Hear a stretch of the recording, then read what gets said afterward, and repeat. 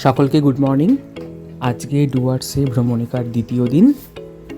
আজ সকাল সকাল দিনটা শুরু হয়ে গেছে, একটু পরেই ব্রেকফাস্ট। গরম গরম ফুলকো লুচি, ছোলার ডাল আর সাথে মিষ্টি দিয়ে আমাদের আজকের সকালের ব্রেকফাস্ট। সবাই একটু তাড়াতাড়ি খেতে বসে পড়েছি, কারণ আজকে বেরোবো ডুয়ার্সে 7 পয়েন্ট ঘুরতে।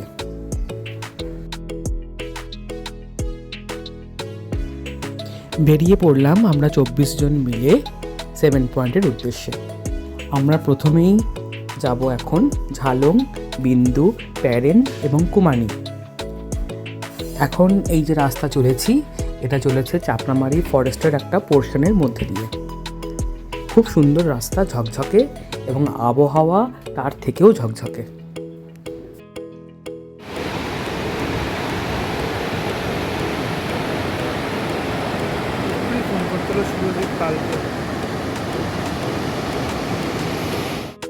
চলে এলাম আমাদের প্রথম স্পট ঝালংয়ে। জলঢাকার রূপ এখানে অপূর্ব।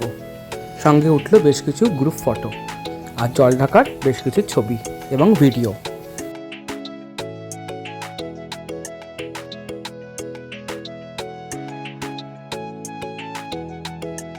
ঝালং দেখে বেরিয়ে পড়লাম আমাদের পরের পয়েন্ট বিন্দুর উদ্দেশ্যে।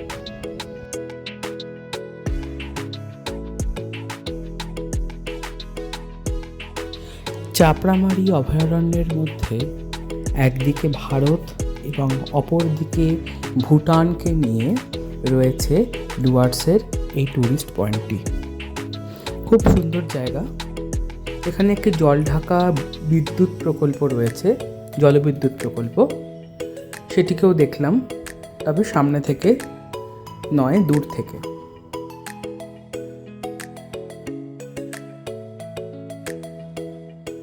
সুন্দর আবহাওয়া, সুন্দর রোদ্দুর উঠেছে, তার সঙ্গে হাওয়া বইছে, প্রেয়ার ফ্ল্যাগগুলো দারুণ উঠছে। এখানে ড্রাইভাররা আগেই বলেছিলেন যে অনেকক্ষণ সময় নষ্ট হবে।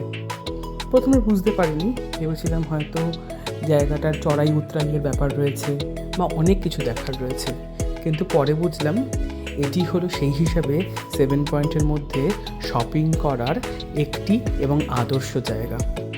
আমাদের গ্রুপে যে কজন এসেছিলেন মোটামুটি সবাই কিছু না কিছু কিনেছে।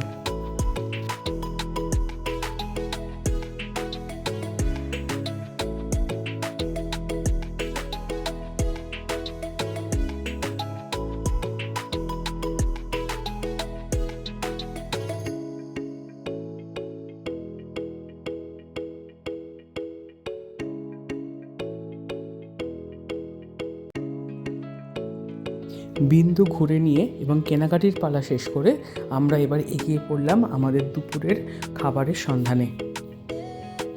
সেই কখন ব্রেকফাস্ট করেছি, অনেকক্ষণ হয়ে গেছে কিছু খাইনি, খিদে পেয়েছে প্রচণ্ড। এক্ষুনি না খেলে আর পারা যাচ্ছে না।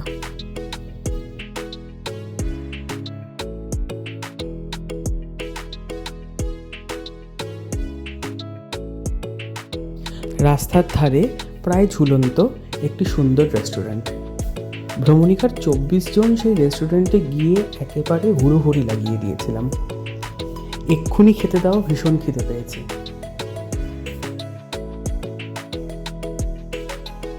মোটামুটি আগে পরে করে আমরা সবাই একসাথেই বসে পড়েছিলাম। যারা বয়স্ক এবং বাচ্চা তাদের আগে বসিয়ে দেওয়া হয়েছিল, তারপর আমরা বাকিরা বসেছিলাম। গরম গরম ভাত, ডাল, শাক ভাজা, পাঁপড় ভাজা, স্কোয়াশের তরকারি, আলু বাঁধাকপির তরকারি, ডিমের কারি, চাটনি। সবুজ দেখতে দেখতে, পাহাড় দেখতে দেখতে খাবার একবারে জমে উঠেছিল।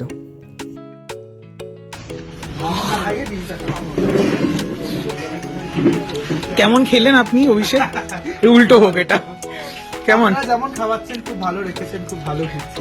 বাবা, নিজেরটা নিজে ভালো বলে দিল। সব খালি প্লেট। হ্যাঁ, আমাদের মেন অতিথি। কেমন খেলে তুমি?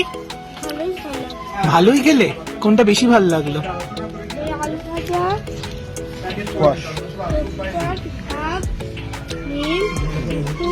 বাহ, সব ভালো,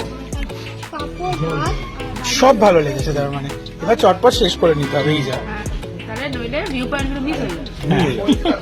খাও বাবা, ধীরে সুস্থে খাও।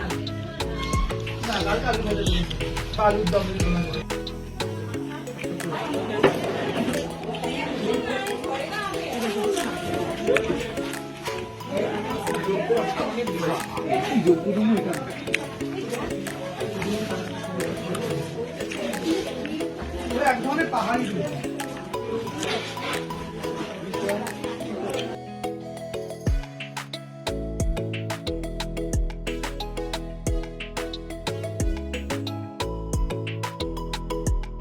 খাওয়া শেষ করে আমরা সবাই মিলে এগিয়ে পড়লাম প্যারেনের উদ্দেশ্যে। ঝালং থেকে বিন্দু যাওয়ার পথে একটি ছোট্ট গ্রাম হলো প্যারেন। ভারত ভুটান সীমান্তের একটি ছোট্ট গ্রাম, একেবারে নদীর পাশে। আমরা দূর থেকে দেখলাম, সামনে অবধি গেলাম না।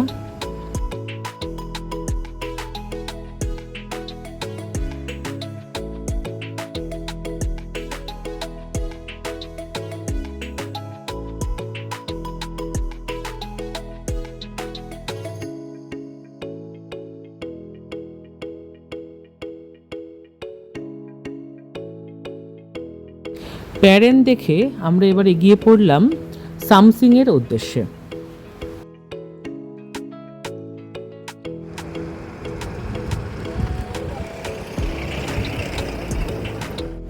প্রকৃতির কোলে অবস্থিত এই সামসিংয়ে দেখা যায় অনেক রকমের পাখি। এছাড়াও এখানে চা এবং কমলালেবু চাষ খুবই বিখ্যাত। নেওড়া ভ্যালিও এখান থেকে খুব একটা দূরে নয়।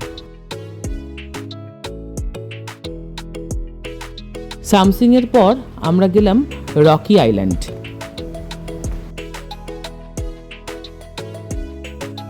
রকি আইল্যান্ডে যখন পৌঁছলাম তখন প্রায় বিকাল শেষ, সন্ধে নামছে।